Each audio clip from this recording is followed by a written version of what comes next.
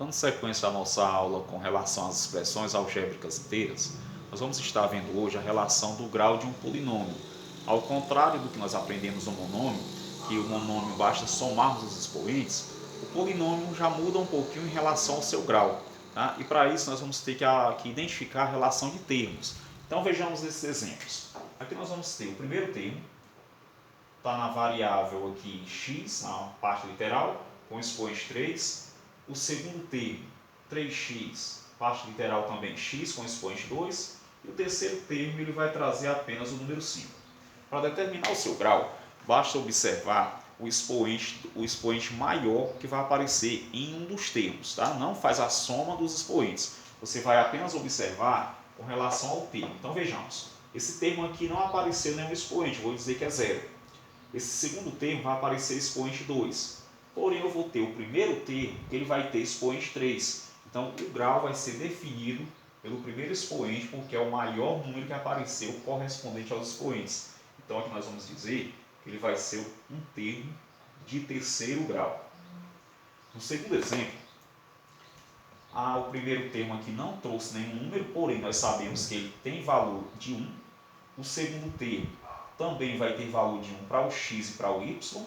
E no terceiro termo vai ter valor 1 para a variável y. E aí vamos aprender agora a determinar o grau quando vierem termos com essa proporção. Então o primeiro termo aqui, ele vai ser o primeiro grau.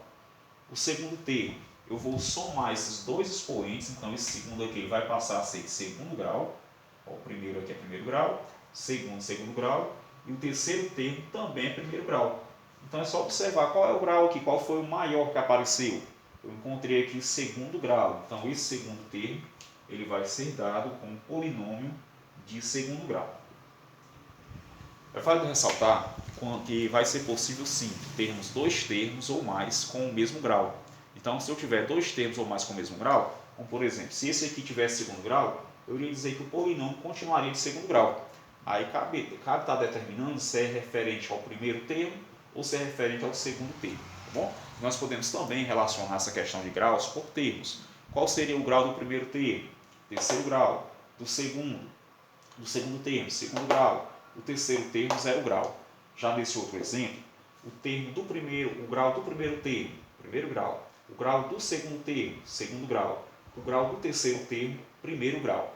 Não é porque eu vou falando na ordem primeiro termo, segundo termo, terceiro termo, que o grau vai aparecendo primeiro, segundo e terceiro. Aqui foi uma coincidência, o primeiro e terceiro primeiro grau, o segundo, terceiro e segundo grau. Vale ressaltar, você vai observar o expoente que se encontrar no termo e o maior expoente vai determinar o grau desse polinômio, tá certo? Vamos à frente então. Outra relação que podemos trabalhar com polinômios é com relação a termos semelhantes, relembrando que já foi visto anteriormente. Então vamos imaginar uma região retangular que vai ter comprimento 2x mais 4 e vai ter largura x mais 1. E aqui vamos pedir para calcular uma fórmula que relacione o perímetro dessa região. Agora lembrando, se eu tenho aqui o comprimento inferior, que é 2x mais 4, o superior também vai ter o mesmo valor, 2x mais 4. A lateral direita vai ter x mais 1, a lateral esquerda também vai ter x mais 1.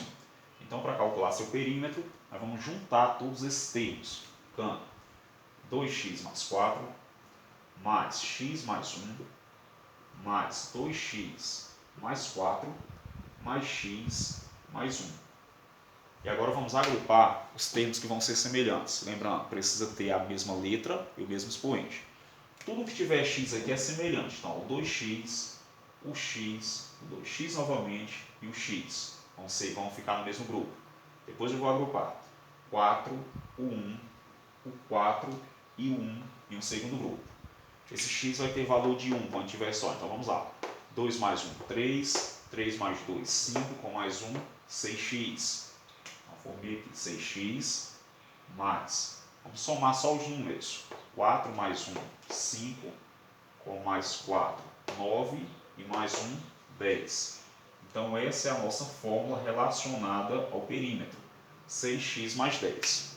Se porventura eu tivesse falado qual o valor do x para o meu perímetro ser igual a 38, seria fazer o quê? Só botar na frente igual a 38, iríamos encontrar o valor para x. De que forma? Isolando 6x antes da igualdade, Continua repetindo 38, o 10 vai subtrair.